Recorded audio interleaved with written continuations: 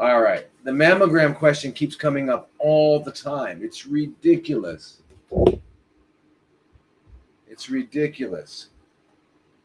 It's ridiculous. So someone's asking me right now, I just thought I'd answer it real quickly. It's not on the thing, but okay. I'd like to know what alternatives use for checking for microcalcifications. My surgeon's adamant I have a mammogram and I don't want it. So first of all, you shouldn't have a surgeon. Don't get a surgeon. You don't want to. If you hire a surgeon, he's going to cut. So he's looking for a reason to cut. I mean, that's one thing you got to keep in mind. Okay, surgeons cut. If I go to a car dealer, I'm going to probably wind up with a car. And if I go to, I don't know, whatever, I'm going to wind up with. So you get what you're looking for. So if you're hanging out with surgeons, you get cut. You get cut. If you're hanging out with radiologists, you get burned. All right? That's just the way it is. Okay? So now, microcalcifications, and I explained this last time too, so please listen. It's very important. Calcium is one of the final physiological mechanisms that the body goes through to try and neutralize the acidity that's accumulating, and so things get calcified. Because calcium is an alkalinizing agent, just like all minerals. Magnesium is, potassium is, all those they're all alkalinizing agents. That's why drinking juices, drinking vegetable juices, you're getting all of that magnesium, ton of magnesium, right? Because anything green is made of chlorophyll, right? I mean, plants are green. That means they have chlorophyll. If they have chlorophyll, at the very center of the chlorophyll molecule is a magnesium ion. That's Mg2+. Okay, that is alkalinizing. Okay, just like calcium is calcium 2+, Ca 2+. So anyway,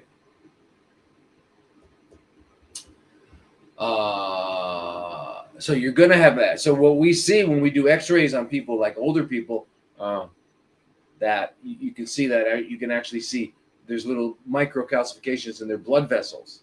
There's microcalcifications all over. They call them phlebi, which is PHLEBO, which is a prefix referring to veins, blood vessels, and lith, LITH, from it's a suffix that is refers to stone. So lithography is printing, lithography. Anyway, lithosphere. Anyway, so phleboliths are little calcifications in blood vessels that are seen. Okay, and this is all the time.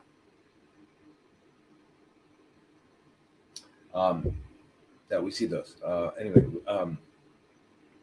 in older people, right? As you get older. And so basically what we see is, and then we also look, what else do we see in older people? We see that their bones are getting more and more hollow. So in effect, what's happening is that the calcium is moving from the bones to the soft tissues.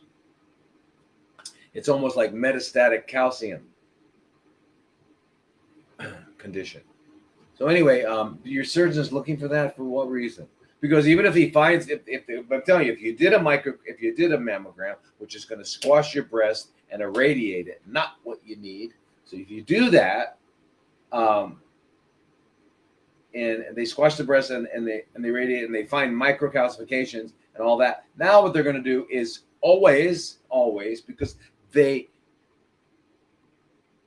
can only do this. They can't. It's not like surgeons or medical oncologists think.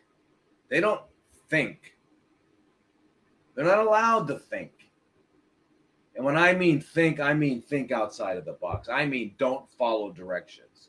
If you call following directions thinking, then you and I have to come up with a whole new definition of the word thinking, because it's not thinking. Okay, following directions is following directions, and you can get a dog to do that. Okay, so that's not thinking. All right, so they're going to do a mammogram. Then what are they going to do? Well, an ultrasound, because we just want to confirm our findings, right? Well, why didn't you do the ultrasound in the first place? Well, because there's no reason. There's no rational reason. None. None. None. So now, and sometimes they skip. Sometimes they skip the ultrasound, but most of the time they use it to confirm the mammogram, to justify. But anyway, it's just all it's doing is spreading the wealth around for the cost of for the money spent with cancer. Now, then they do the biopsy. Then they're going to recommend what? I'll give you one guess. Well, it depends who you're talking to, right? If you go to this Toyota dealer, they're going to sell you a Camry. If you go to this Toyota dealer, they're going to sell you a Corolla. If you go to this Toyota dealer, they're going to sell you a Lexus. It depends on which one you go to. They're all Toyota dealers. They're all going to sell you Toyotas. I have nothing against Toyotas. I have a Toyota. But I'm just saying, there's nothing against Toyotas. But I'm just using it as, going from one great cancer center to the next great cancer center. And a lot of you people, I really, and I get it, Helen. I really understand that a lot of you people are really afraid that your doctor will fire you. Do you know how many oncologists there are? Do you know how many surgeons there are? Do you know how many? They all want to work. They all want patients. You're the head of the team. If you're a patient, you're the head of the team. You're why they exist. Without you, they have no role. All right. So you're the boss. You are the boss of that team. Hi, Alio. No, Allo from Quebec, from Carol. Anyway, so you're the boss.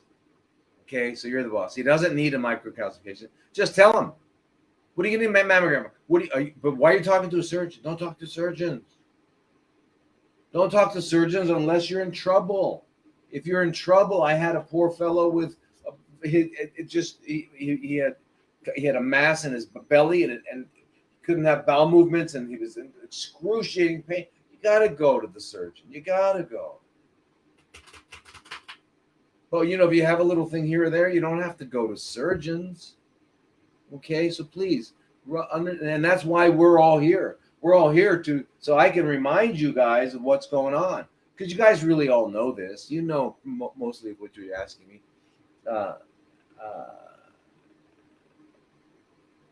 Okay, it's recurring check. Okay, Helen, great. Okay, but anyway, you already answered it. Well, if you're healed, then you don't need to see him. Go to any doctor. You healed, now what? This is for recurring what? Recurrence checking. But I'm just telling you, if you go to a surgeon, he's going to lead you down the path of cutting again. Anyway, what can I say? There's no other choice. If he wants to find microcalcifications, that's the only way to find microcalcifications, really. Yeah, which is irrelevant. Now, listen, I wanted to say something to everybody out there. I know, I don't know how many people are really listening. I don't know how to tell how many people are here, but I'm going to tell you something. I've been working with this in this field for a long time now, and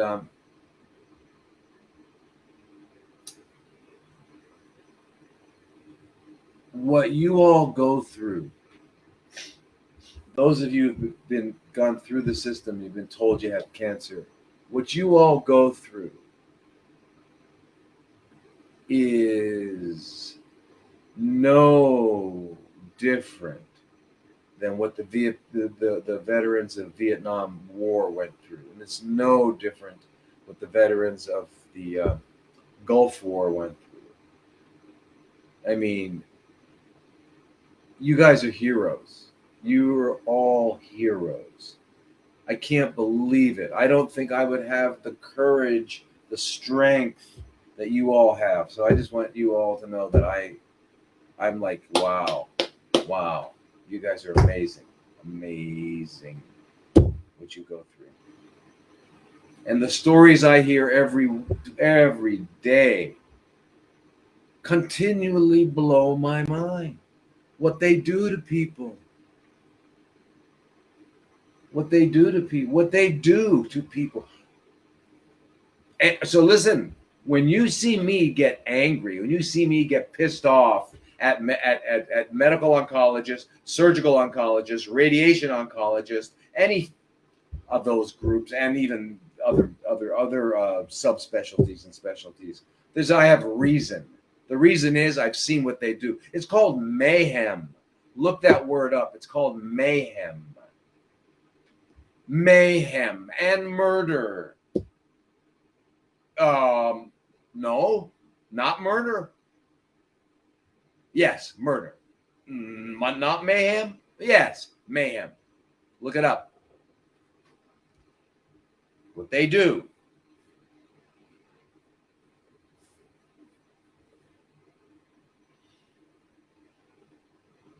How much magnesium per day for a woman, Dr. Lee? You all need a lot of magnesium. I would try to take, I think they come 250, 300, take 250 like 3 times a day. Take it 3 times a day. If you're drinking lots of green juices and you're eating big salads, you don't need to take as much. Maybe take it twice a day, 250, 300 twice a day. At different times. Remember, magnesium and potassium are like, whoa, they're involved in sodium, magnesium, potassium, calcium, these minerals are involved in keeping us like fundamental basics of our cellular structure alive. And magnesium is necessary to make energy. It's part of ATP production and stuff like that. Yeah. Hey, Maui. Fantastic. Okay. So anyway, let me go to these questions, you guys, because you wrote them and I wanted to give you the courtesy of answering that.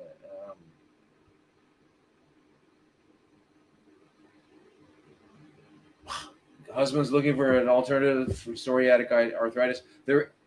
What they do for psoriatic arthritis, what they do for any arthritis, but psoriasis or psoriatic arthritis is nothing. Nothing. They give you pain pills. They might give you steroids. They might give you some other nonsense. They do nothing. But I've seen people with psoriasis and psoriatic arthritis. I mean, I had a guy who had psoriasis so bad that every day when he got up, his whole bed was filled with skin. He had to completely change it. We put him on a juice cleanse for 8 weeks. Gone. But anyway, so let's go into some questions here. Okay, so now, these are questions that were asked by y'all over the week, right? Now, listen, if you don't know how to send in questions for this, please find out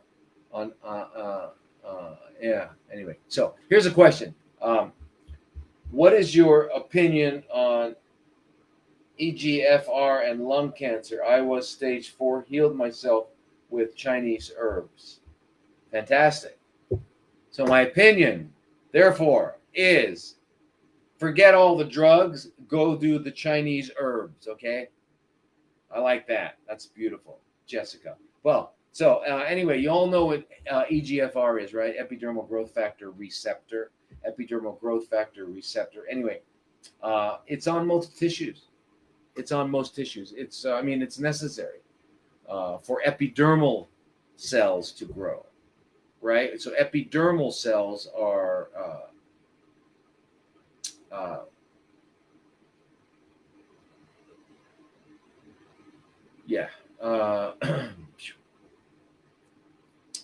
your dad diagnosed. Okay, real quickly, your dad diagnosed last week with stage 4 pancreatic cancer 1 week ago. First step to do is, my God, it's too much to say right now. First step to do is don't freak out. Read, do your homework, get on, start finding out. You talk to me. Go to my website, drlodi.com. Make an appointment. Let's talk about it before you do anything. Okay? before you do anything, because pancreatic cancer, they go about it the wrong way. I'm telling you, they go about it the wrong way. How do I know that? Because the statistics that we get with pancreatic cancer are way different than the statistics they get. Okay, so yeah, anyway, do that. So epidermal growth factor is on epidermal tissues, and it gets stimulated by many situations, and it's involved in growth of it's how tissues grow. It's a receptor. It's a receptor that, so it's on. We find that on epithelial, mesenchymal, and even neurological tissue, right? So it's not only on epithelial, right? I mean, which is outside. Yeah. Okay. So what happens is it winds up getting overexpressed, and overexpressed means there's too many of these receptors. Okay. Now remember something. When we talk about cancer, cancer cells, and also, you guys, should we make a deal that we're not going to call it that by that word, because that's their word. It's a Rockefeller word called cancer. Okay. I don't know. Whoever came up with it should. Anyway, whoever came up with it. Okay, so maybe, yeah, I don't know. Like crabs, cancer is a crab in astrology, right? And they go sideways. I think that's kind of the thinking that somebody came up with. But anyway, then it got a lot of several $100 billion worth of public relations by the Rockefeller group and his relatives, such as what is it? William Henry Gates the third. Is that what Bill Gates' name is? Anyway, yeah, he's a maternal Rockefeller. Anyway, on the maternal side, his great grandfather and Nelson Rockefeller's great grandfather were the same person. Or was it grandfather? Yeah. But anyway, they're on his maternal side. Yeah. Anyway, his so Bill Gates' great grandmother. Yeah. Anyway, it's all verifiable. But anyway, so EGFR. So these epidermal growth, what they are is they're tyrosine kinase. So really in biology, there's a lot of things that are very, very similar the way biology works, right? There's a receptor on the outside of a cell. It has a part that goes through the membrane, and then it does something on the inside. So there's actually like three parts to receptors usually, right? There's a lot of receptors for peptide receptors, right? So anyway, but epidermal growth factor. So we know that cancer cells change. I mean, okay, we're going to call these chronically fermenting. It's too hard. We got to come up with a one-word name. But anyway, these chronically fermenting cells, what they do is, in order to maintain their ability to chronically ferment, what they do is they change certain things that make it more efficient. Okay, so they now have more insulin receptors. Why? Because they need more glucose. They need 19 times more glucose because they're 19 times less efficient at energy production, right? Okay, so they're going to do that. So they're going to have all these extra insulin receptors. They're going to have all these extra transferrin receptors. Why? Because they need more iron. And the iron, we're going to talk about it again and again. But, okay, but they also get extra epidermal growth factor receptors, EGFR. Why? Because they want to be stimulated to grow. They need to grow. They need to get new, because EGFR stimulates a whole cascade of things that includes not only new cellular growth, but blood vessel growth, angiogenesis, and all sorts of things. Okay, so just keep that in mind. All right. So now, but it's not only lung cancer. Okay, so this question is for lung cancer, right? And you did well. You did with Chinese herbs, fantabulous. I love it. I love it. I love it. Talk about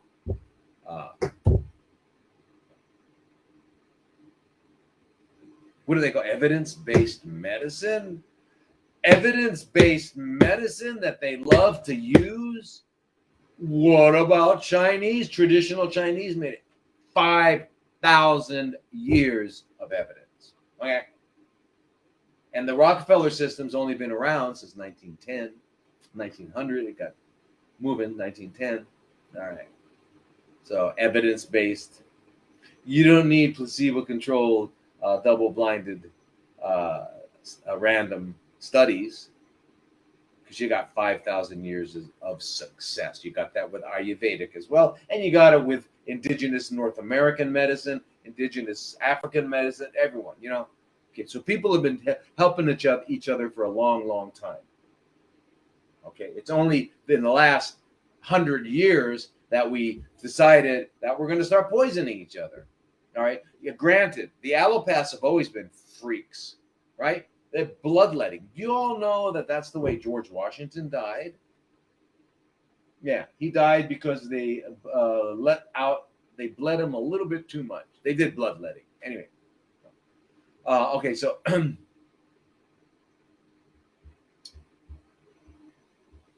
anyway, so here's the thing. This epidermal growth factor, this is up, you know, they go, studies have shown that people who have upregulated, they call it a mutation. Okay, we've all talked about mutation. These are not mutations. These are genetic expression, changes in genetic expression that allow for changes in biology to accommodate the new situation. Remember, a cell is always doing one thing, which involves many billions and trillions of things, but that one thing is to stay alive, to survive. Yeah, that's what it's doing. It wants to survive. Okay? Now, in order to survive, it's living in an ocean of, it's called interstitial fluid. And in that interstitial fluid is everything you've eaten, drank, breathed, came in through your skin, everything that's gotten into your body, and everything that your body's producing in terms of hormones and all kinds of enzymes, etc., are all in there as well, and the stuff that didn't get out, that you didn't excrete because you were sitting around too long and not moving around and not active, right? All that stuff is the soup in which your cells are living. So why do we have DNA? Is DNA saying, I'm going to go this way? No, DNA is saying, okay, I'm the parts department. Let me know what you need. What do you need? What do you need? And that's what it is. So we have these proteins that come in, these enzymes, these proteins that come in, and called transcription factors, and they turn on a certain part of the DNA, and they get a part, and it's used. Okay, that's how it works. Okay, so in this case, the EGFR is high now. So anyway, now the inside part of EGFR is what they call tyrosine kinase. Okay, so you don't just anyway. The reason you need to know that is just because it's used in the literature, so you're going to come upon it. But anyway, so they have these tyrosine kinase inhibitors. So that's what they do. They've come up with drugs that are going to block that receptor. Okay, and these are usually what they call monoclonal antibodies, and they use things like it depends on now. By the way, which ones have it? Colon cancer has it. Pancreatic cancer has it. Breast cancer has it. Brain cancer has it. Head and neck. They all do. They all have these epidermal growth factors. So it's not just lung cancer, but it's different. So for example, they're called ERB, ERB 1, 2, 3, 4. They're called EGFR 1, 2, 3, 4, and they're also called HER 1, 2, 3, 4. And you all heard of HER2 with breasts. So it's all the same thing. It's all the same thing. It's all the same thing. Why aren't they using the same words? Because the more words they have, and the more, it's called linguistic manipulation, and it's happening everywhere you look, everywhere you attend, everything. And watch what you say. Don't use their words. Okay, we got to stop using that word Recnac. Okay, Recnac backwards again for you guys is what? Okay, it's the word we don't want to use. Okay, the big C word. You know, they do that. They do that. Forget them. Okay, forget them that tell you the big C word and all that nonsense, whatever they're saying. Okay, Recnac. Anyway. So most of these,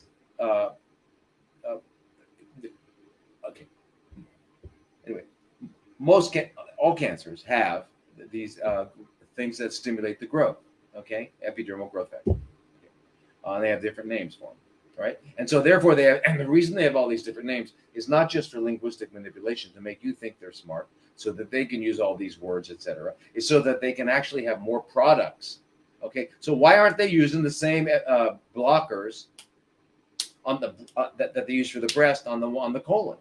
Because the colon has anywhere from 20 to 85%. They say, I mean, whatever. That's a pretty big thing of colon cancers have a positive epidermal growth factor. Same with lung. Same with breast. No, breast is like 25%. What the HER2. But anyway, so yeah.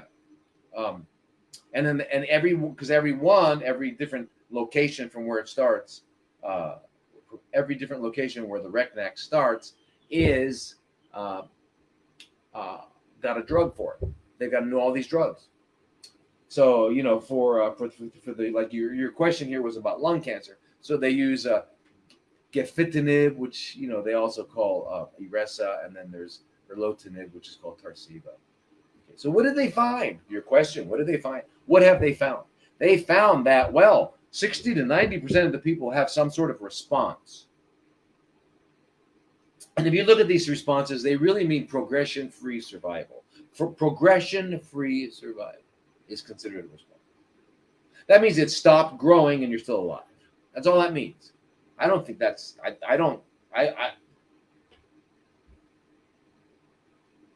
that to me is not a big deal. That's not at all what you guys are all looking for. It's not what I want to see happen with you. That's a nonsense. How do you not use foul language when you're talking about this field? Anyway, so they found that, 60 to 90% of the people get some sort of response. However, there's no change in survival. So, what? Let's get that. That definitely got FDA approval right away. Except for a small minority of people. Asian, non-smoking Asian women who had a particular kind of adenocarcinoma, which is a cancer that comes from a gland, bronchial alveolar. So a small subset of people had what they consider a significant response. It was not much. I mean, it was but there's no change in overall survival again. Okay, so keep that in mind. All right. Now, what I want you to all understand is one of the ways, and this is really important for all cancers. So it's not just for breast, very important, colon, important, pancreas, head and neck, lung. It's all important, and that is one of the main drivers stimulates this whole process. And there's a relationship between the epidermal growth factors, right? Which is HER2, HER1, HER2, HER3, HER4, ERB 1, 2, 3, 4, and EGF. Right? You understand linguistic manipulation, right? There's a pandemic. We need a vaccine. And so you start using those words, and of course, don't use the words if it's not true. I haven't seen pandemic anywhere. Pandemic, want to know what the pandemic is? And I've been working with it for a long time. It's called Recnac. That's the real pandemic. It's been around, and it's getting bigger and bigger and bigger. It's growing. Anyway, so we've talked about this before. One of the central biological mechanisms of the whole cancer process is because it's basically a failure, as Otto Warburg said, who Nobel Prize 1931, that it's a failure in cellular respiration. It's a failure in cellular respiration, meaning it's not getting enough oxygen, right? And he would turn down the oxygen, it would grow, turn it up, and it would shrink away. Okay, the Recnac, right? So therefore, it turns out that the HIF-1 alpha, which is hypoxia-inducible factor alpha. Okay, hypoxia means low oxygen. Okay, so this is at the center of it, and this actually stimulates EGFR, right? The HER2, HER1. Well, guess what? There's an enzyme system that counteracts that, just like there are in all of biology. There's always ways that things are getting counteracted. Can't try to fix that. Okay. So, and it's a dioxygenase systems. Dioxygenase systems turn down HIF-1 alpha, which produces angiogenesis, new blood vessels, proliferation, metastasis, everything you can imagine. It does, because it's the center. Okay. What turns it off are the dioxygenases. Why am I telling you about that? Because dioxygenases need something called ascorbate to function. Ascorbate is also known as vitamin C. Yeah. Anyway, so anyway, my opinion on EGFR is that it's everywhere. Everyone's got every Recnac has it. Yeah, and their targeting agents don't work. In their research tells you it doesn't work. Okay, so now what's going on? Yeah. Okay. So here's another question. Tamoxifen. Why is it prescribed? Does it prevent recurrence or does it prevent metastasis? Okay. These are good questions. What is tamoxifen? Tamoxifen is for people with estrogen receptor positive breast cancer. But remember, you can have estrogen receptors in prostate. There's estrogen receptors in lung. Okay. Yeah. Head and neck, even. Brain. So, and they're going to use all of them for all. They're going to use all these same drugs for all of them. They call it repurposed or off-label use, and it's off-label use until enough people say, "Well, let's get the FDA to now give that an approval." Why do they want to give that approval? So insurance will pay for it. Because if you're using a drug for a reason that it wasn't FDA approved, it's still legal. It's fine. Any doctor can. It's called off-label use, but the insurance company won't pay for it because the insurance company is only going to pay for what the FDA. This is not at all. I'm a conspiracy theorist. No. The medical system is the biggest conspiracy ever. Well, maybe not. We're going through something pretty neat right now, but that's part. It's part of it. Yeah, that's it. It is the medical part, medical profession. Anyway,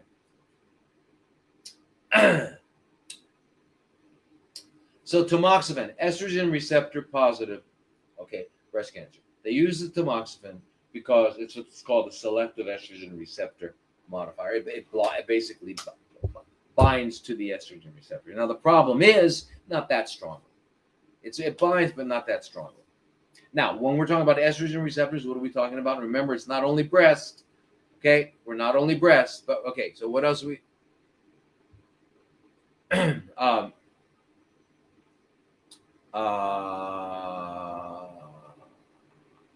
I shouldn't read those side things because they get me distracted.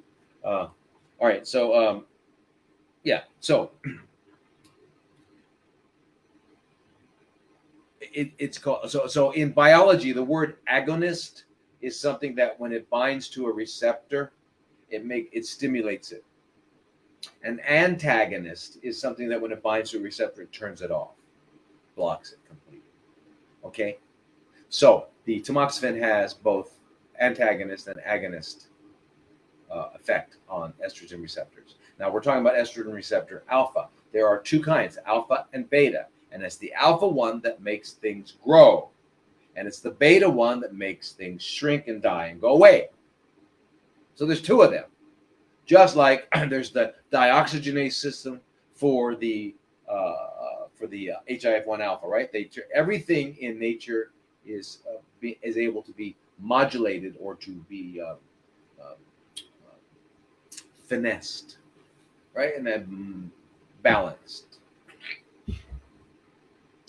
So anyway, so tamoxifen binds as an agonist and an antagonist. So it's not really that good.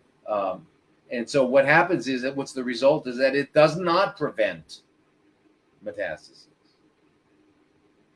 So they've done some studies now where they're looking at doing now. Okay, remember it's alpha. So yeah, it has nothing to do with the beta. I wish it did, right? If it did, it'd be worth something. Okay. So there was a study here done in 2020 where they looked at, based on, and listening to your question here now, where they did a re-challenge, tamoxifen re-challenge. So in other words, they used tamoxifen in the first place. The cancer metastasized and came back. So then they said, well, let's try tamoxifen again. So they tried it again. And here's what they found. They found decreased the metastatic potential, but It increased the proliferation and clonogenicity of the MCF7 and TF, right? Okay, that's what they found. All right. So, anyway. Now, by the way, everybody that's taking tamoxifen, you know what? I'm going to talk to you about something. And I want this is for everybody, not just breasts. Not just breasts. Okay, it's very, very important. Okay, anyway, but what are the side effects of tamoxifen, right?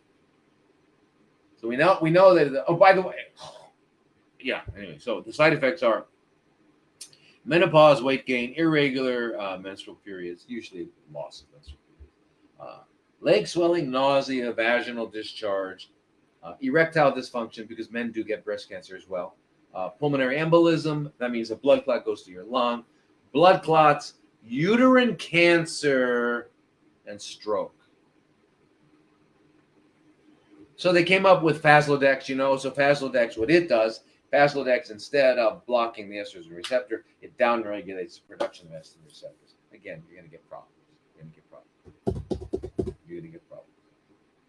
Now, what I wanted to tell you is, and I know this is it's not answering a specific question, but it's very, very important, and I want you all to hear this, okay? All right.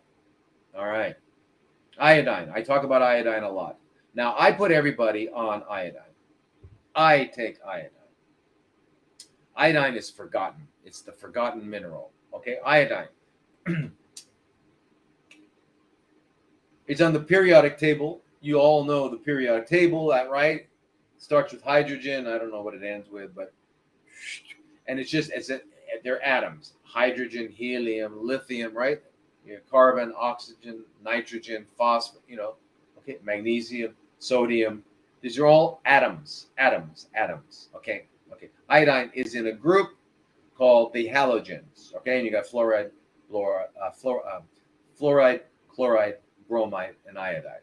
Okay, those are all and they do the same thing. They react with sodium, potassium, magnesium, all the transition metals to make salts. Right? They make salts. Okay. Anyway.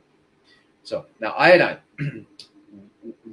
hugely forgotten, but it in terms of breasts, and this is for now because I've had people ask me over the week, and I had calls with people, fibrocystic breasts. Right now, fibrocystic breasts, and we all know, we've heard that these are can be a precursor to breast cancer.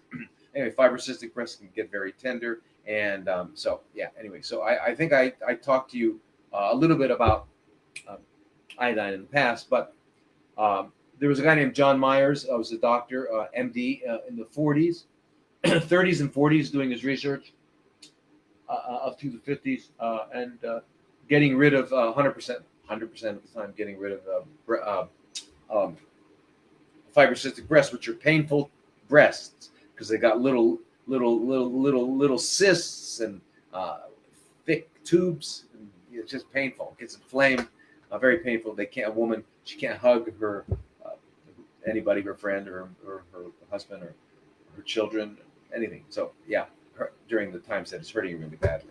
Anyway, he found that by painting the inside wall of the vagina, like twice a week, 3 times a week, up near as close as you can to the cervix, if the woman still has her ovaries, you do that for a little while, and then you can switch to the oral. Completely gets rid of it. You also need to take some magnesium, some vitamin B6, like 100 milligrams a day, Anyway, so now it turns out that, and I want to talk to you about this other thing too. There was a doctor, Bernard Eskin. Now he's a PhD, and again, he's in the 40s and the 50s. And what he found out was very important. He found out that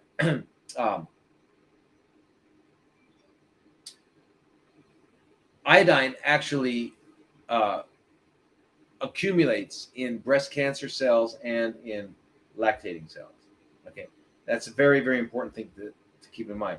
So what we know now is that there are only a few tissues in the body that have what's called a sodium iodide transporter system. One is the thyroid, of course, right? Another are breasts, and there's a couple more somewhere. I can't quite remember, but they don't use it that much. But a lactating breast, that means a woman who's like getting ready for, while she's pregnant, her breasts are growing and getting ready to provide milk. It's turned on and they're pulling in that iodine. Okay, and that iodine has got to be in the milk to get to the baby, so the baby, for its intellectual development, every iodine is really, really important. Without iodine, the baby turns into what's called a cretin, Cretin. That's an old word, but it was basically a very, very retarded individual who is basically being born hypothyroid or being born. Okay. So anyway, so lactating breasts pick it up. Normal breast tissues don't pick it up. But cancer cancer cells in the breast pick it up. They pick it up. Now, when it goes into the cancer cell, it kills it. It kills it. Why? Because it turns off the mitochondria. And remember, yes, cancer cells do have mitochondria. Remember, the majority of the energy they make is through glycolysis and fermentation, but they also make it through mitochondria, and they have mitochondria. And it's a good thing, because that's why when we use hyperthermia, or you have a sustained fever for several weeks, for 2 weeks, 3 weeks, a sustained fever like William Coley did, Dr. Coley, you wind up getting the cancer goes away. Why does it go away? Because you stimulate the mitochondria to grow and proliferate. And once you have a Recnac cell that has restored its mitochondria, it's no longer Recnac, no longer fermenting. But anyway, so getting back to the iodine. So so that's what Bernard Eskens figured out, right? Now, and then now there was another guy, really, and this guy's not too long ago. It was a Dr. Lemon at the University of Nebraska. And he found out, and you'll all be interested in this. You're going to all be interested in this, so this. Okay.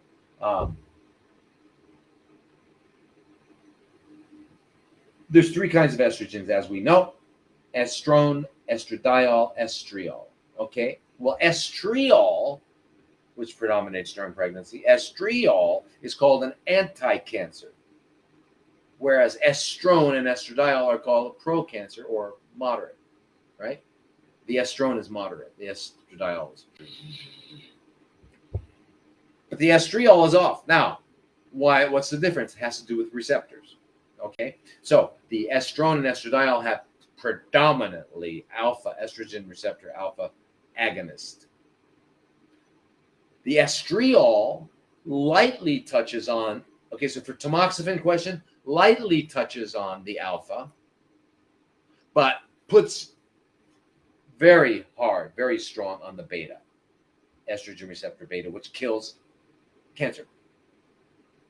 But it's on the alpha a little bit. Well, that's no good, is it? No, that is good. It's doing the same thing that tamoxifen is. Estriol is doing the same thing that tamoxifen is, except that it's also on the beta, so it's killing it. So it's better. But you can't prescribe it because you're going to get in trouble. Doctors can't prescribe it. And that's because they don't have the courage to do what their job is. And their job is to help you, not their careers, okay? And not their standing in the medical community. That's not their job.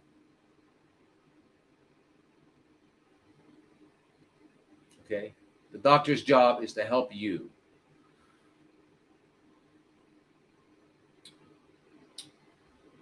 Anyway, so now here's what this guy found too. He found that women with fibrocystic breast disease have less estriol. Women with breast cancer have less estriol. Well, why is that? What does that have to do with iodine? Well, it has to do with this iodine. Iodine is necessary to turn estrone into estriol. So if you got enough iodine, your estriol is going to go high. So then all you got to do is this. You want to make sure, and it doesn't have to be urine, you can be blood. You want to make sure your estriol is higher than your estrone and estradiol added together. And if you do that, you're going to prevent cancer. And if you have cancer, you're going to really give it a hard time. You can't really do too well. Iodine. Okay, now what kind of iodine are we talking about? We're talking about, okay, iodine comes in as an atom, which is iodide, which is a negative charge. So potassium iodide, which is the one they give out. And if you're taking nascent iodine, that's not going to do it. Nascent iodine basically came about with Edgar Casey, he talked about it, and it's supposed to basically just be, ionic iodine, which is just the single atom with a negative charge, right? With potassium. But anyway, that's good. That's what we need, and that's what our thyroid hormone has to deliver to all the cells in the body to stimulate energy production. So that's really important. But the iodine, which is two iodides together and they become I2, it's called molecular iodine.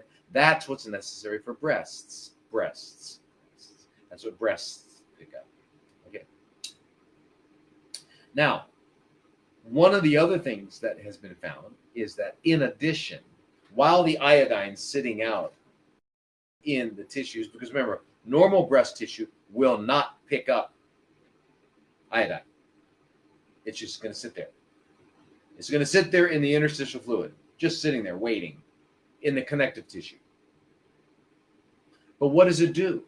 Fantastic studies have shown that I2 mixes with arachidonic acid. Now, arachidonic acid is, if any of you guys are familiar with, omega-3, omega-6, right?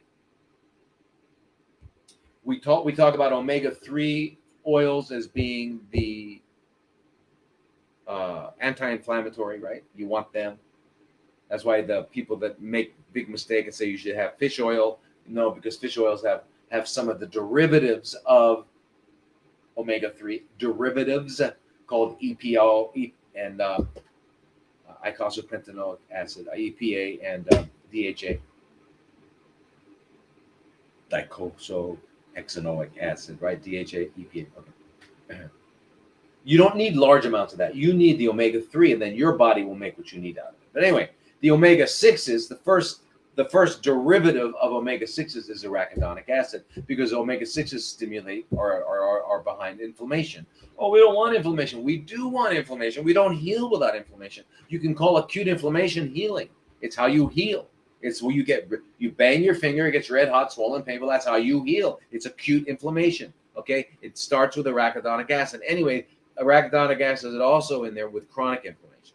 Well, it turns out that all cancer, but breast cancer, in one of the studies here, they had arachidonic acid. Well, when the iodine mixes with the arachidonic acid, it turns into something that is called 6-iodolactone. And 6-iodolactone wipes out cancer completely. Yeah. So, powerful anti-cancer. So that's why you got to get Lugols or iodoral, because they are the iodide and the iodine. Now, there was a German study which looked at 11 different cancers. Okay. Now, when they call it different cancer types, and if you look at what they call a cancer type, it's just a location. So if you want to call type location, okay, call it that. But that's just what it is.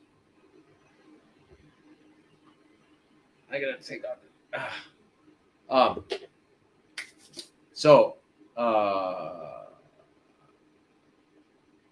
They looked at 11 different ones and it worked.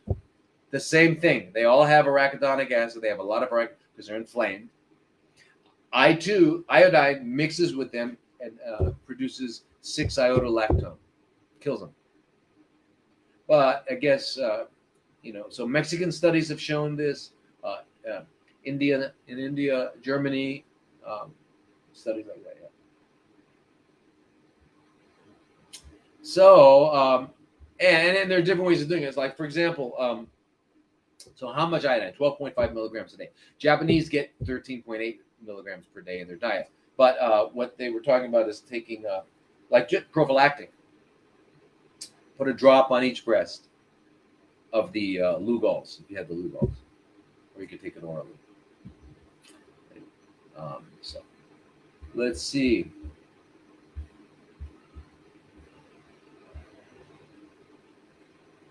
Can we? Are my eyes getting worse, or is it a weird light here? Can we cure cancer naturally? Yeah, well, that question is the wrong question, but I get what you mean, Joseph.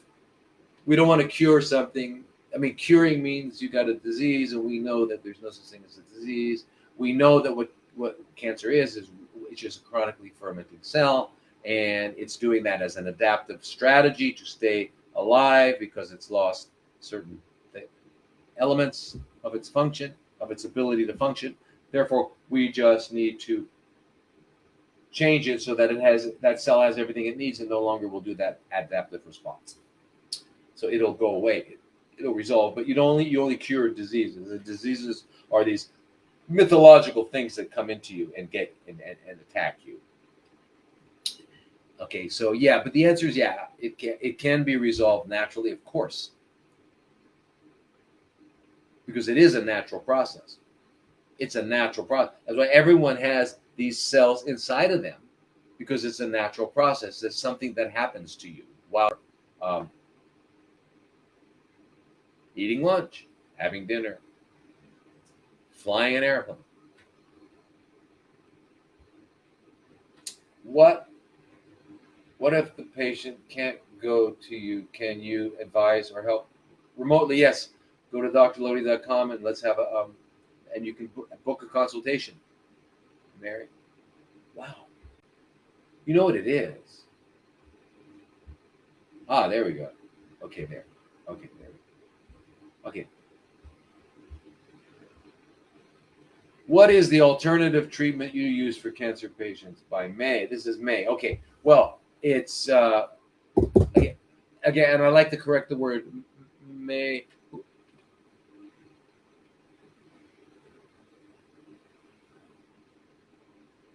All right, you guys are good. You guys are talking to each other. You guys, yay! All right. Alternative. Okay, treatments. Again, different kinds of therapies we use. Many kinds. Well, first of all,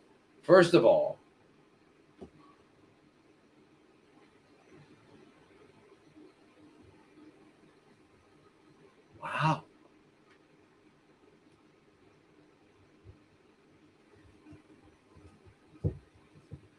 Wow, that's pretty weird. TikTok just said live access removed. Your live access will be restored January 23rd. Hateful behavior.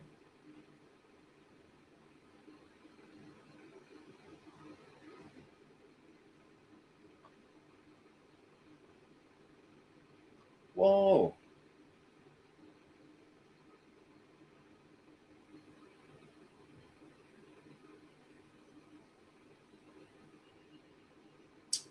All right. All right. All right. I get it. I got to be careful.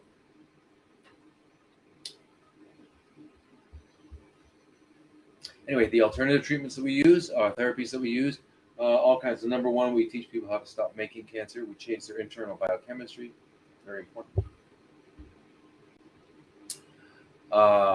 Which involves everything from juicing and cleansing and blah, blah, blah, blah, colonics and lymphatics, etc., things like that. And then number two is we target and eliminate the cancer without causing harm. We're using vitamin C, using ozone, using artesunate, using quercetin, using curcumin, using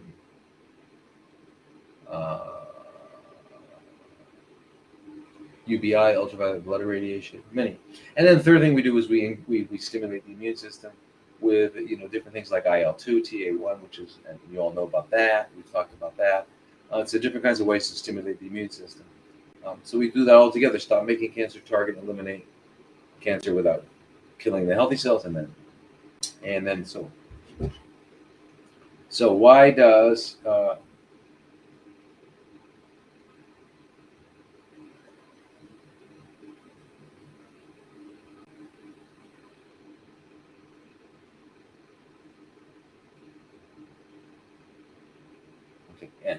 anyway, very, very strange.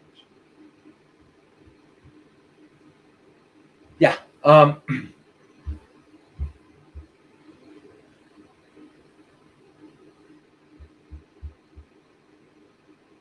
Okay, are you familiar with Haelan 951? Would it be good to help prevent recurrence? Haelan 951, what people seem to be able to. Yeah, well, they did. It's people seem to be able to report on TikTok, and TikTok doesn't investigate and instantly bans users. Huh. Interesting. Yeah, wow. Yeah. Anyway, um, yeah, Haelan, if you all don't know about it, if you haven't heard of it, it's really fermented soy, and they ferment it in a special way. There's a lot of research with Haelan. It's really good stuff. The problems I've had with it, with using it with people, is that it doesn't taste very good, and it's really, really expensive. Yeah. And you can get Haelan, you can get the benefits of by using natto. Natto fermented soybean. And by the way, natto I think has like 200 times more K2 than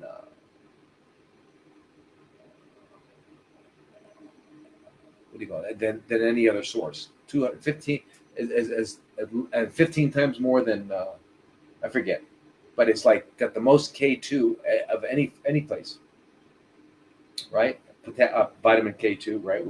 Which a lot of people are taking with their vitamin C and other things like that. Okay, so anyway, but that's one of the things natto has. It also has natto kinase, and it's soy, so it's got all the amino acids, all the essential amino acids, and it's actually complete protein. Anyway.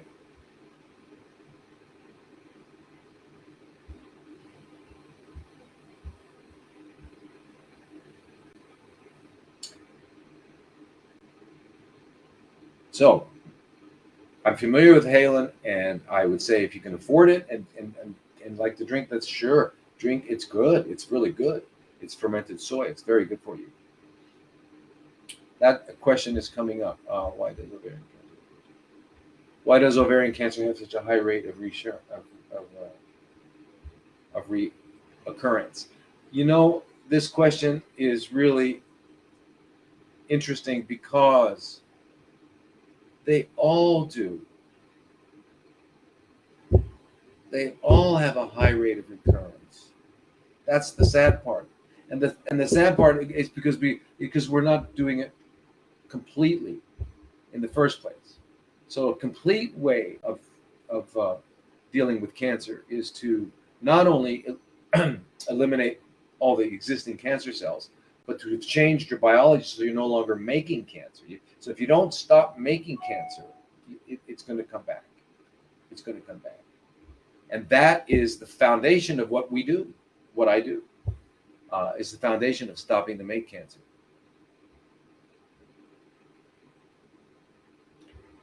So,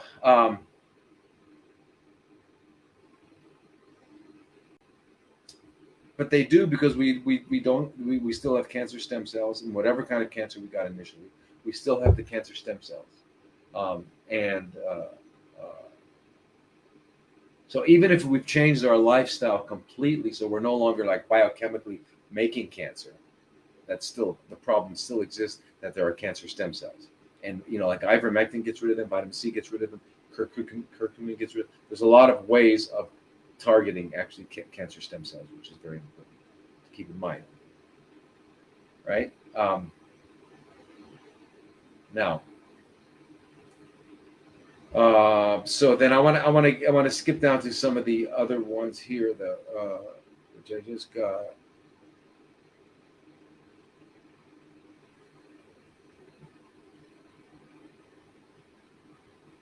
Yeah, wow. Okay, so anyway, it's crazy the world we live in. Someone I was just reading here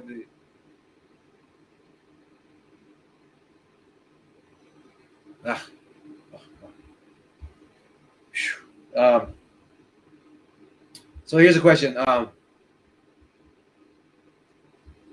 We went through the What should I request for a mammogram alternative? Yeah, straight to the ultrasound, and then also get the thermograms are great. Thermogram and ultrasound together are far better than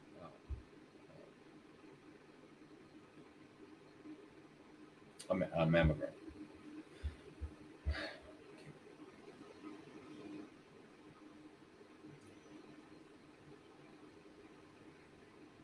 are all diseases reversible with diet and fasting. Let's change our word. It's not a disease. Diseases are mythological things that get into you. What it is are your body's adapting by becoming insulin resistant or increasing your blood pressure or doing whatever it's doing, or you're getting an arthritis, or things like that are all happening as an adaptive response to a situation.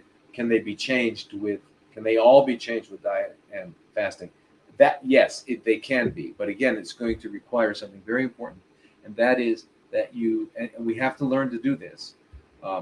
We have to learn to control our minds, okay? Because our minds will down-regulate our immune system. Our minds will turn off our immune systems. That's very, very important. They basically turn it off, and so we have to learn to turn off the mind, okay? And we do that through meditation. Meditation is learning to be quiet inside, just learning to be quiet inside.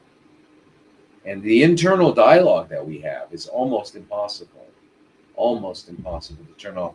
It is the greatest of all challenges you will have. But if you do it, everything's you made it.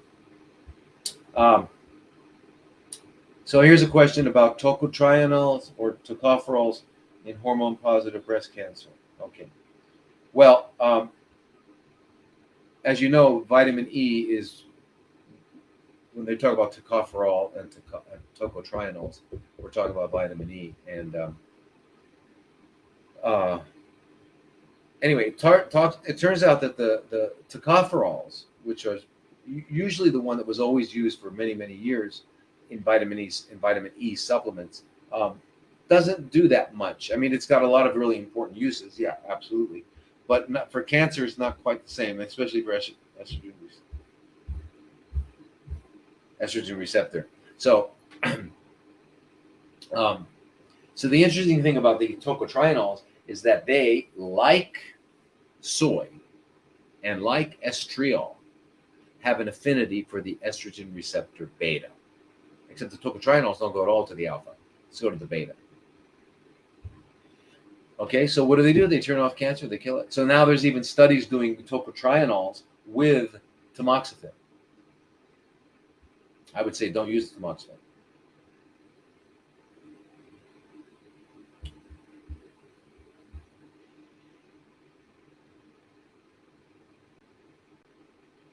Okay, skipping chemo completely and go alternative for triple negative breast cancer. I think that's a question. That is the question. And yeah, because I mean, it's not that the conventional way, you have to study this and look at it, talk to some people, talk to me, make an appointment with me, drlodi.com. Let's have a discussion about this, and let's give you a plan on how to go forward. That's what I'll do. I'll give you a plan on how to go forward. And very important. Yeah, because the conventional way has no real answer, and you can ask them; they'll tell you they have no real answer.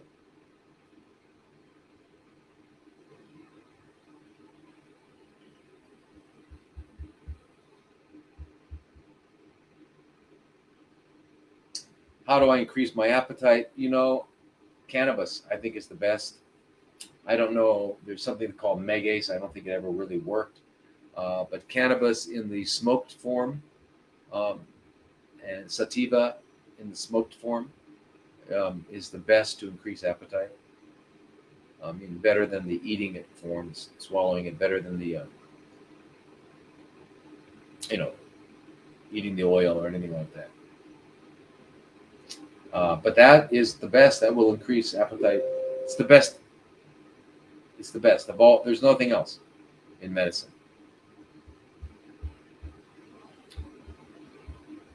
Yeah, and then also the other thing is, it depends on if you got to clean out your colon, because if you're blocked up, again, that's not going to help. You got to, there's a lot of things you want to do with your GI tract. So make sure your colon is clean. And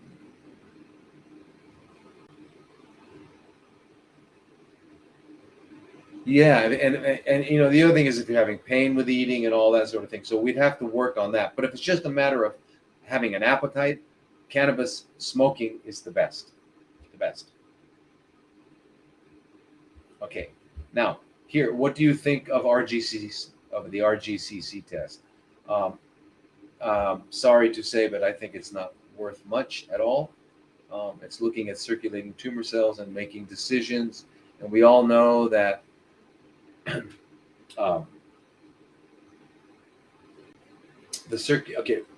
a tumor, 0.1% of the tumor cells can actually metastasize.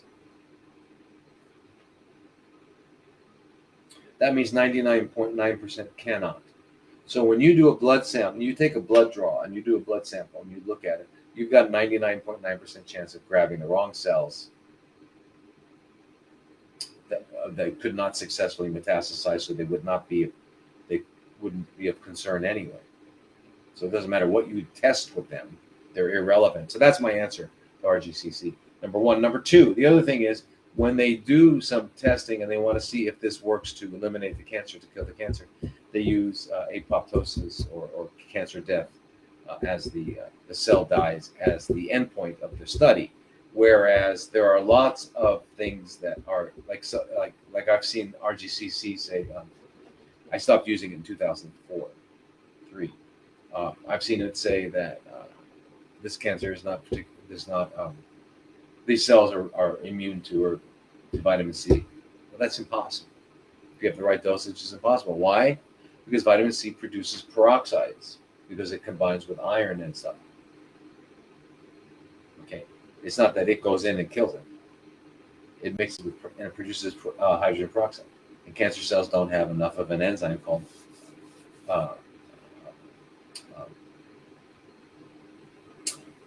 they don't have the enzyme. What's it called?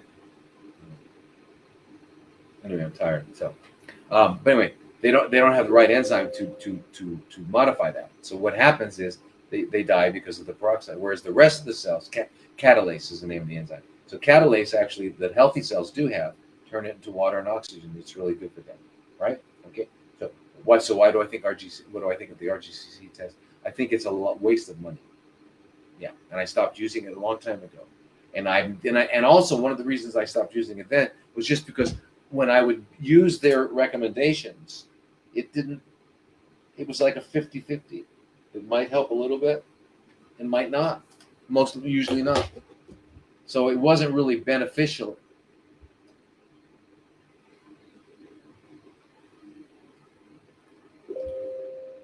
So,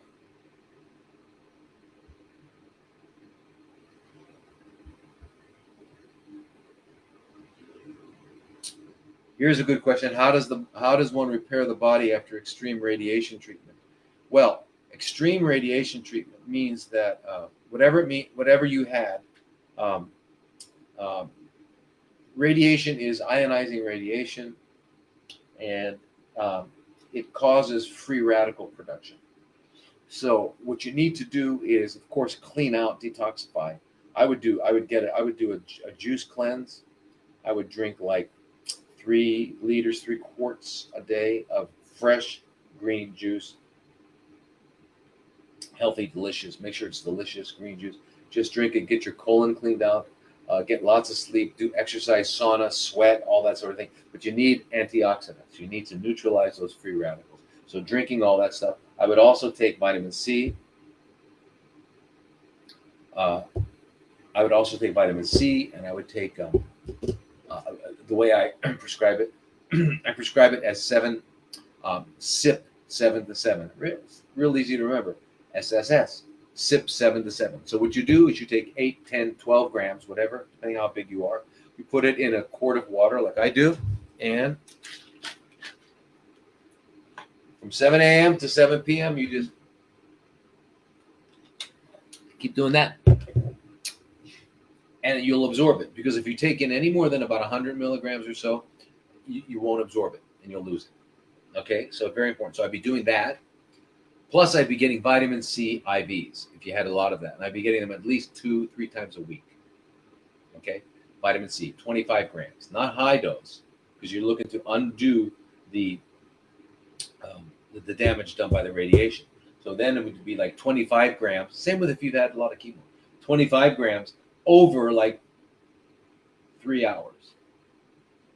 Or you can do, but 25 grams over 3 hours, which will give you a good antioxidant. Get in there and just And I would do that daily, is if you can, 5 days a week for a while. If you had a lot of radiation, it'd be really, really, really helpful. But yeah, also take the tocotrienol, take the vitamin E, take vitamin A, lots of vitamin A. If you have cancer, you got to take 40,000 units of vitamin A day. Watch your levels. Be checking your levels. Vitamin D, you should be taking at least 30,000 a day. Check your levels again. You've got to make sure your therapeutic levels, like 90 to 120 around there, is therapeutic. And vitamin C, yeah.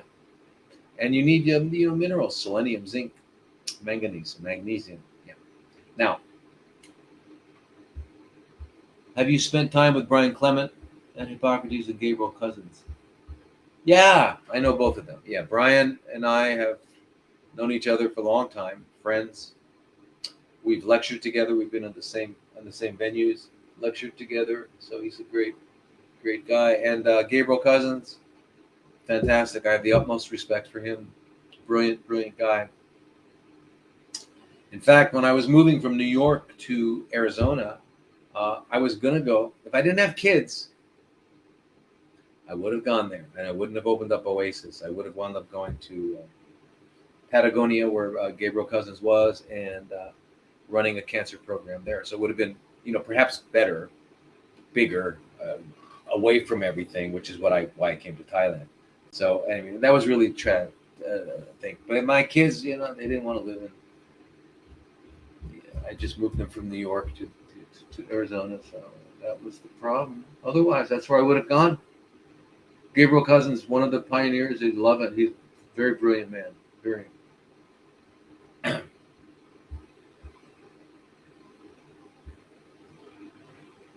Should you not consume soy foods if you need to reduce estrogen production? Okay, real quick, as a reminder to everyone, soy is estrogen receptor beta and lightly on the alpha, so it's really good. So it blocks the alpha, so almost like tamoxifen, it keeps estradiol and estrone can't go to the alpha because it's already there, but it's big time on the on the beta. So it's actually, yes, you should eat it. It's not that you shouldn't. You should consume as much as you can, in the form of miso, in the form of tempeh, in the form of natto. Yeah. I have painful and tender breasts, awaiting breast check. Could this be excess estrogen production?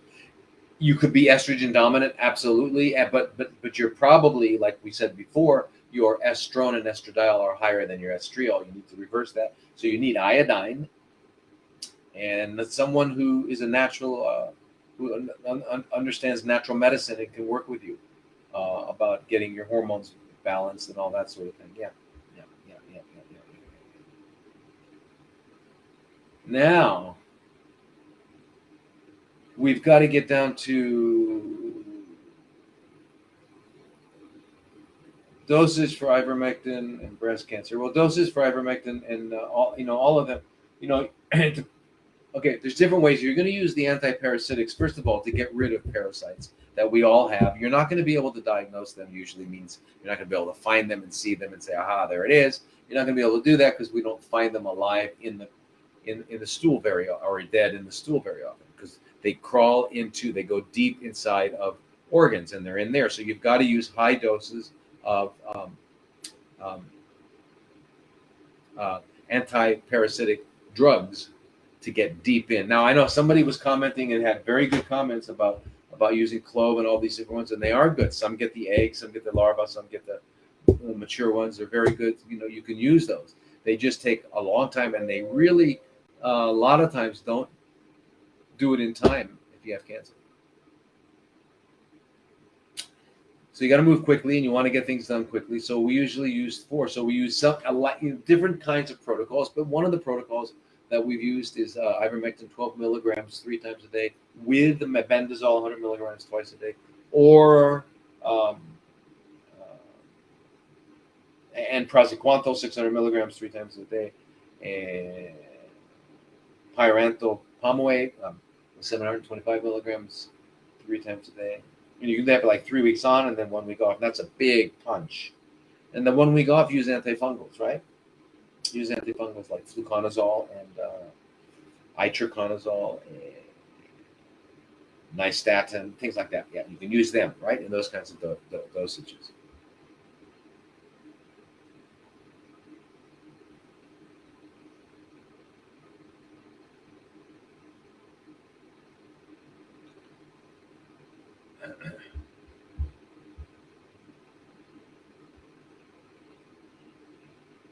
Oh, wait. So we already did all these questions here, right? Let's see more. Oh, here's a question about what could cause a high ferritin level above 600? Well, ferritin is the storage molecule for iron. Okay, and so anyway, to address this concern here, going on too from Christine. So your ferritin is storage molecule.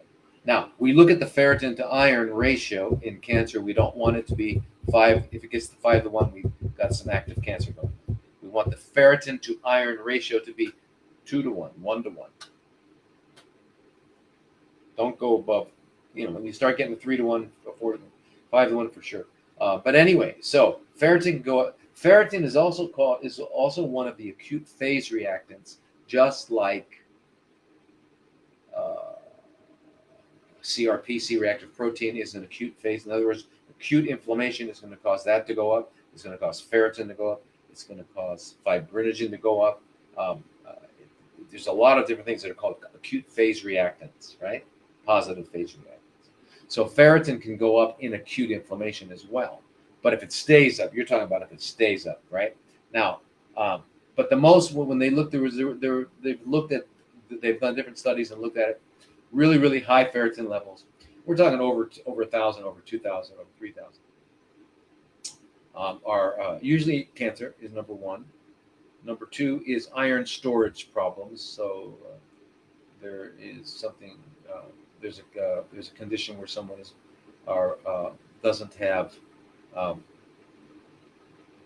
the ability to store, and they wind up getting a condition called hemosiderosis, and they also get a high ferritin level, really, really high ferritin level. And then there are some other just chronic inflammatory conditions and different kinds of arthritides, juvenile idiopathic arthritis that they call it, Still's disease that they call it, stuff like that. So these mild arthritides, they make up a small percentage of it. So mostly cancer, then iron storage disease. And remember, acute inflammation, it can cause it. Okay. And then there's always some people that they can't figure it out. There's a very few, like in any study they do. I was like, there was a study of I think of 1,700 patients or something like that. And the 5 of them, they couldn't figure it out. They had no. So we don't always know. We don't always know.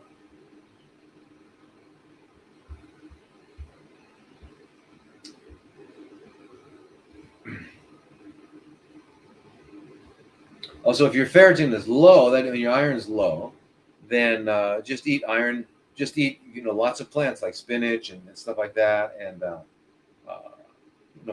broccoli. Just eat lots of plants. Make sure you have enough stomach acid. So you might have to take betaine hydrochloric acid, like 1 or 2 capsules, about 10 minutes before eating. Okay, right? Very, very important. All right. Very, very important.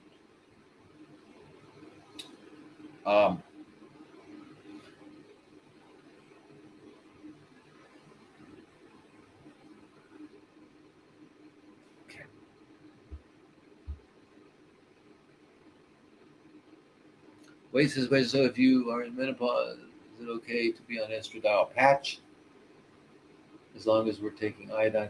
No, I wouldn't do an estradiol patch. I would not. Especially it's on all the time. Remember, when you have a normal menstrual cycle throughout, when you're early in your life, your cycles are like this, right? The first part of the month is high estrogen. The second part of the month is high progesterone. So it kind of undoes it. You need that. So usually they put people that are postmenopausal on all the time. So if I put someone on biologically identical hormones postmenopausal, I'm still going to cycle them. So you might get a spotting here or there every month. That's okay. It's not a period. It's just a spotting. But to keep you the way you should be at 35, 40 years old is probably around the healthiest time in terms of hormones in our society. So we can keep you around that time. So I would still cycle, and I wouldn't use an estradiol patch, and I would make sure that it was biologically, what do you call it? Biologically identical, made from plant sources, not made from horses and things like that. And don't use the progestins, because those are what we really know cause cancer. The progestins, not progesterone, progestin. Oh, so here we go.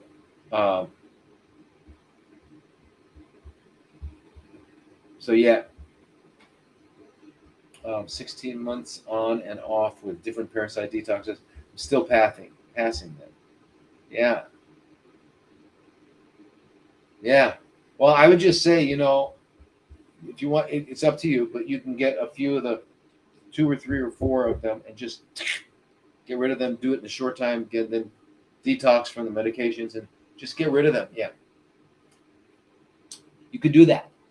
But if you're doing all these and it's okay with you, that's fine. So now you're using Gumtree spirits of turpentine with binder. Wow. Fantastic.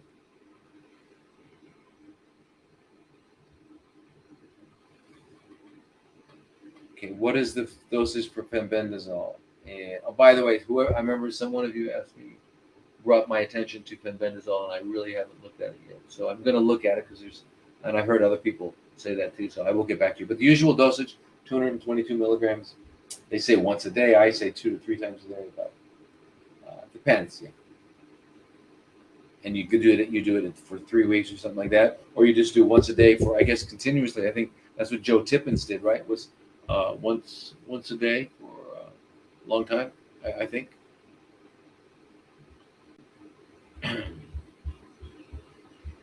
How do you know you have them? You probably don't know. The only time you know is if you have a really big tapeworm and no matter what you eat, you can't gain weight, or sometimes that's it, or you're hyperthyroid, but sometimes that's it. So I don't know. But how do you know? Most people do have it. Most people do have parasites.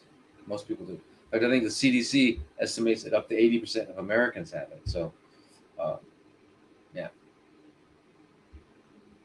Isn't the immune system able to get the parasites under control? Unfortunately, they're pretty smart, pretty clever. They can avoid the immune system. They get in and out, and they crawl into organs, and they stay there. Yeah.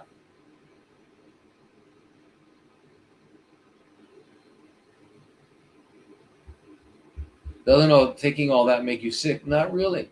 You can still take it all. You can keep working. I mean, I didn't even know I was taking it. I didn't feel any different when I took it. Yeah. So is there a dosage or protocol to follow? We're all talking about parasites again here. Yeah, and again, it really depends. If you think you've got parasites, like I said, I just explained it. I would take, like 3 or 4 of the big ones and just do it 3 weeks on, 1 week off, and then 3 weeks on, 1 week off. Do 3 or 4 or 5 cycles and just get rid of them.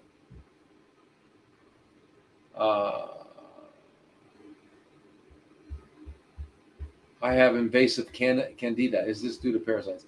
Well, parasites, they all work together, and most parasites are microorganisms. Remember, parasites can be protozoas, which are just single-celled organisms, or they can be worms. And in their small, when they're, except for the big adults, they're pretty much microscopic as well. But they all hang out together. And once you get a dysbiosis, that means you get an imbalance of your gut bio. You get an imbalance. Once you get that imbalance, you're going to have overgrowth of different.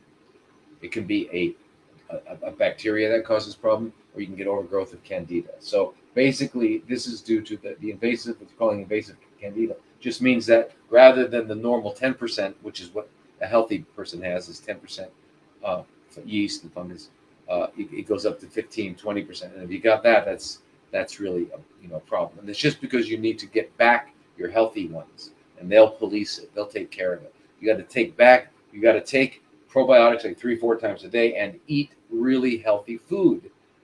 You can get some what they call prebiotics, which is usually inulin and things like that.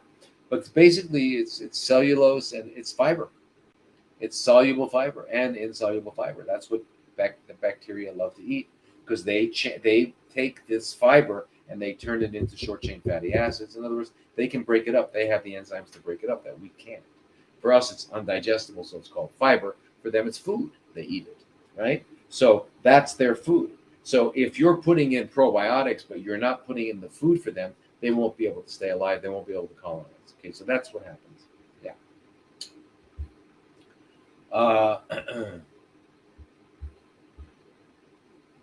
Yeah. So someone here has got SIBO, right? You've got to do some real good cleansing, colon hydrotherapy, green juices, and then do a water fast.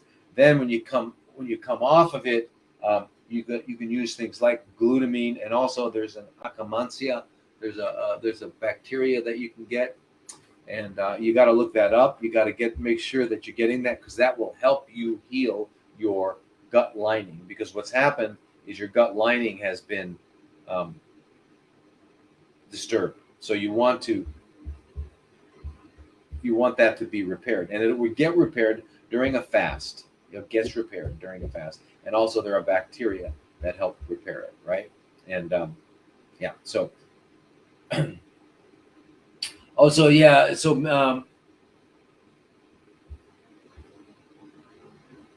okay, remember we talked about Eddie, the lady named Eddie. What was her name? Because the question here again is this week here is they made you scared of cancer. They made you scared of cancer. Things have been added into our lifestyles, but I cannot go into the details. But suffice it to say that back in 1959, we were warned we would see an explosion of cancer, and that was Mary Eddy, I think was her name. Yeah.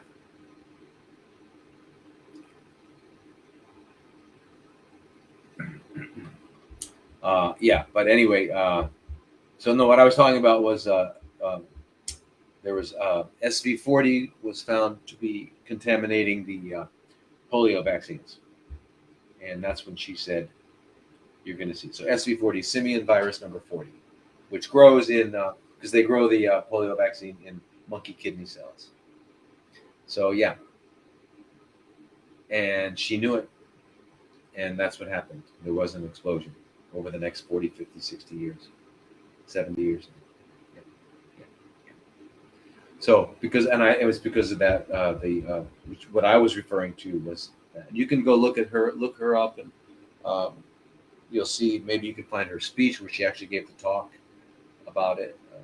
She was with the NIH, I think. Yeah. But no, they weren't talking about radio waves and stuff like that. But that's another thing that we all these waves. But yeah, now. How do you know if you have parasites? You don't. Well, obviously,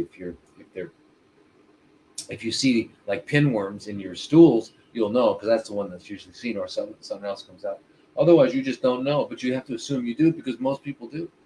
Even vegetarians and vegans, because part of the life cycle of a worm is in the soil. It goes in the soil, and that's part of the life cycle. So it's not only from eating animals.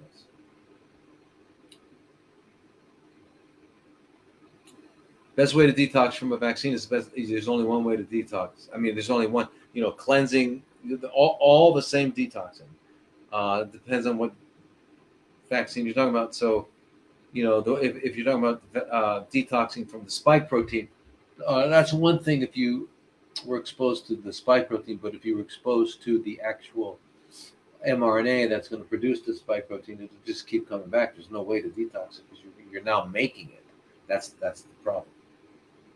That's the problem. It's crazy. All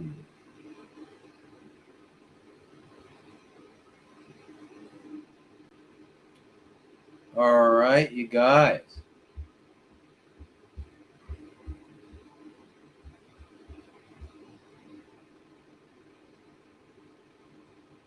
How does radiation, even a light dose, and IPT work together? They work good.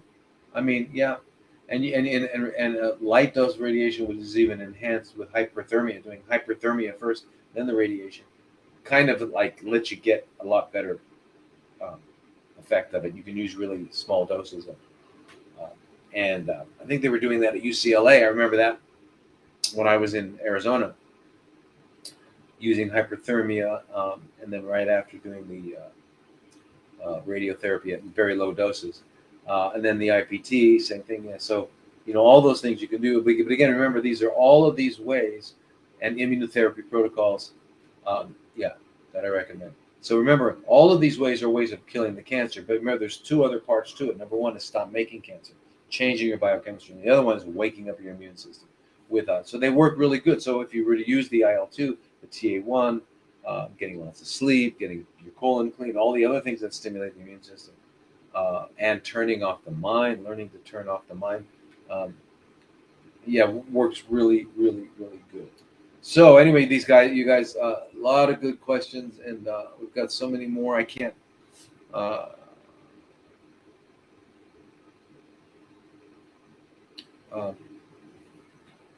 Gotta run. How we doing? How's Facebook doing? Are you guys still on there?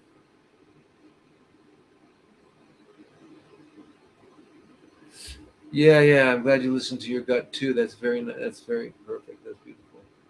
Okay, so yeah. How do I know if you guys are on? Okay, so anyway, so I got a lot of you people on. I guess should we answer some more questions? Okay, let's answer some more questions. What causes your body to not absorb iron properly, even taking supplements? Yeah. Okay, that's your Marilyn. It's your stomach acid. You need stomach acid because it's going to change it from the ferric to ferrous.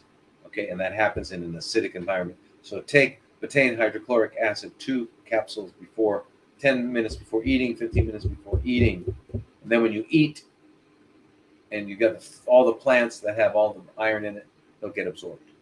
You'll absorb it. But try that. It works. So here's a question. Thoughts on CEA steadily rising, now at 59? Doctors not recommending scans at this time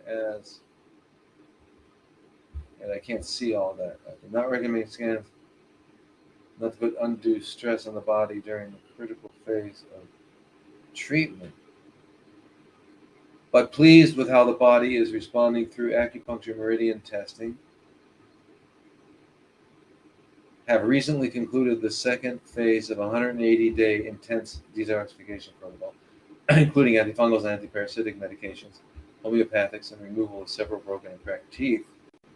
We'll continue this regimen for the next 90, and we'll also be removing several old amalgam. Great. If you've got a biological dentist that's doing all this work, they use ozone. If they extract the tooth, they clean it with ozone, and then they use platelet-rich fibrin from your blood to seal it off. And if you're doing the acupuncture meridian test, that's amazing. You're really at a great advantage there. And you're doing these antiparasitics, that's all fantastic. Eat really healthy, get to bed early, you're doing good. But it's still going up. That's very interesting. They check the other ones that say 19-9, and none of the other tumor markers are going up. What about the LDH? Is the LDH going up? What about the ferritin to iron ratio? Right. What about thymidine kinase? So there's a lot of things you can check also if you don't want to do a scan. That's what you can do. So Valerie, go to my website, drlloyd.com, and make an appointment with me. Let's talk about that. But get the ferritin to iron ratio. Make sure that's not 5-1. Look at your LDH. Make sure that's not going too high. Look at your thymidine kinase. Look at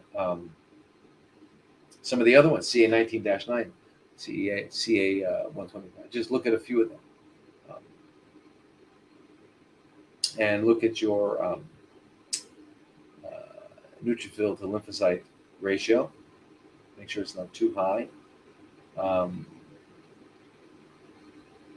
There's a lot of things you can look at. But you're doing all the right stuff by eating healthy, getting rid of potential parasites, fixing your teeth. Yeah, all that's perfect. Beautiful. It sounds like you're going to take care of this. Yeah. Okay.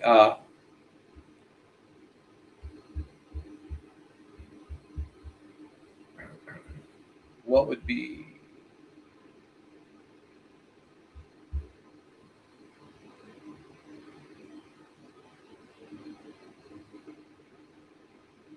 What is this? I'd say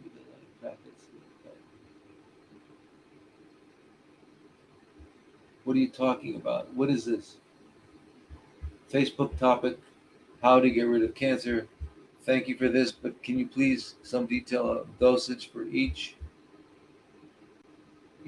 what?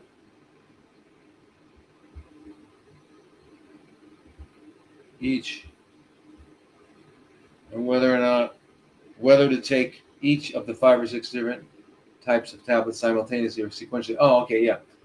Well, yeah, as I said, it depends on the person, but many, there's different protocols. I'm not telling anybody to take a specific protocol. I can't do that. But what I can say is that one of the regimens that we use is ivermectin, 12 milligrams 3 times a day. Mebendazole, 100 milligrams twice a day. Praziquantel, 600 milligrams 3 times a day. The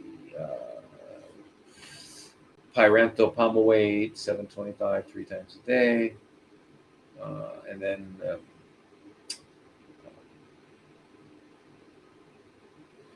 tinidazole, which you can also use, which is 500 milligrams 2-3 times a day, and that's really good for especially dental parasites. And you do them 3 weeks on, 1 week off. And the fluconazole, maybe 100 milligrams twice a day, and the nystatin, maybe 500,000 units twice a day, and then maybe the itraconazole, 100 milligrams twice a day for the antifungals. So that might be one protocol that some people would use, and I can't tell anybody what to do. I mean, what to take, because I don't know you, and I don't know your situation, and it's really not okay. It doesn't make any sense. I can't really just tell you what to take based on a few words, because I need to talk to you. I need to see your medical records. I need to understand certain things, look at some blood tests and things like that. So it really.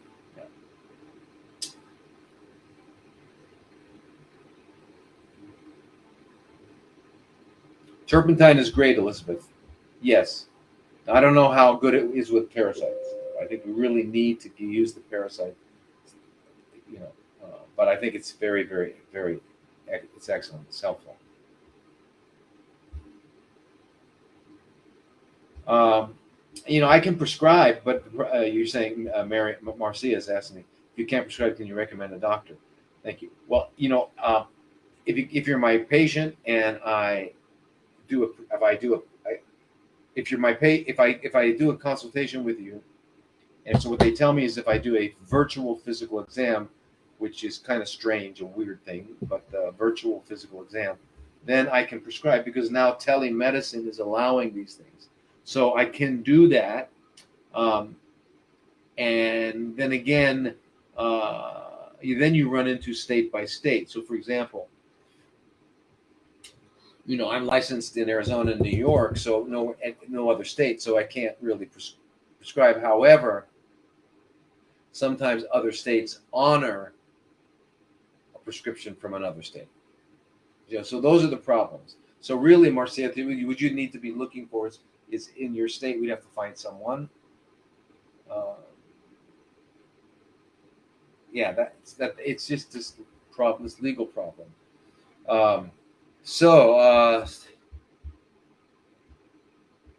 Okay, here's one from the website. So stage 4 small cell lung cancer. I can't get it under control. Nothing works. Any treatments only work for about 2 treatments. I normally eat well. I had great health before the diagnosis. I just lost 16 pounds last month. I'm a skeleton. I need to do something. Yeah, well, you got to get in touch with me, because there's too much for me to say. But I mean, yeah. Usually no matter what you try, it just doesn't seem to work, or it only works for a little while, then there's a couple of problems. Number one is the immune system is overwhelmed and it's not able to do its job. And as you all know, cancer at Recnac has the ability to turn our immune cells against us and make support tumor growth. So there's things you have to do. One of the things that the body would do is get a really high fever. If you had a high fever for a long time, that would be tremendous. If you had hyperthermia, you should. I don't know if you're doing, but I don't know what you're doing, but there's a lot of things you could be doing. We talked a little bit today about the, IRESA and the other tyrosine kinase inhibitor. They don't really improve with even if you're the right genetic type, which is all nonsense. But even if you are, it still doesn't work. Okay, so anyway, it sounds like there's a lot of So you normally eat well. I'm not sure what that means, but that's a big deal. And you should always eat well right now, because right now you're sick. Right now you're in trouble. So right now is really important to eat as healthy as possible. 100% healthy. But you got to know how to do that. You're going to need some help. I hope you have some people that help you, that can help prepare foods and make juices for you. You're going to need some colon hydrotherapy. You're going to need a lot of stuff like that. You got to learn to meditate. You have to be able to get some, order some things. So we're going to need to have a doctor that's going to be willing to collaborate with me. And a lot of things we can do, Penny. So,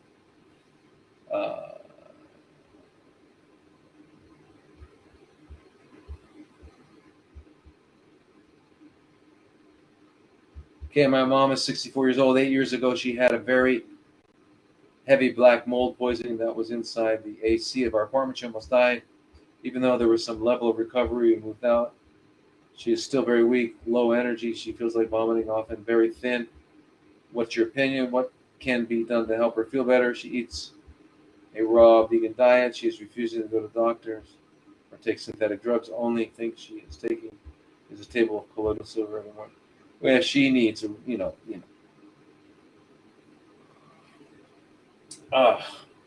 that's a big, we need to see if there's anything else going on, if that's all that's going on. So really, Salom, there's so many things that she could do and we should do that would really be, she's got to do, it looks like, so she's eating right. I don't think she's probably undernourished, not eating enough. You need a lot of, remember, everybody you need to get healthy. You need to have healthy fats. You've got to have up like around at least 60% of your diet has to be healthy fats. And I'm talking about chia seeds, flax seeds, and nuts, nut butters, seed butters, coconut oil, avocado, things like that, right? That is very, very important, exceedingly important. Because that will allow your cellular voltage to increase to 70 and you'll heal. If you can't, and it sounds like she's very low voltage. So she needs fats. She needs a lot of healthy fats. She's probably just eating salads and things like that and whatever. I'm not sure what she's eating on a raw vegan diet, but you got to get lots and lots of fats, like 6 tablespoons. Sounds like she's way too thin to fast. Fasting wouldn't help her at this point. So your mom sounds really sick. So got to get her, as I said, her fats up and stuff like that. I'd be happy to talk with you. Is Thymosin alpha 1 nasal spray a good alternative to subcutaneous? If you got the real thing, if it's really Thymosin alpha 1 nasal spray, I don't know how well it crosses through and is absorbed. I don't know, because there are some peptides that cannot be used as nasal spray and some that can. And I haven't seen TA1 as being, Thymosin alpha 1 as being used. But if it has been made and approved, then you'll be able to tell that. I mean, whoever is making it should show you the data.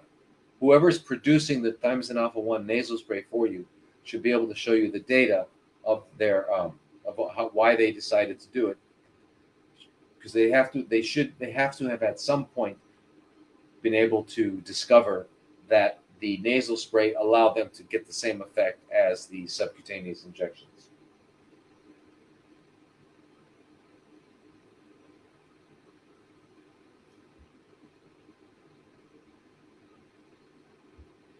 Okay, so anyway, you guys, thank you very much. Sawadee Cup. And Namaste and aloha, and no TikTok till January 23rd. So I got to be really careful about these other ones, right? So I got to be careful about what I say, because I don't want to lose this ability to talk and have this forum. So, but anyway, so thank you all for joining, and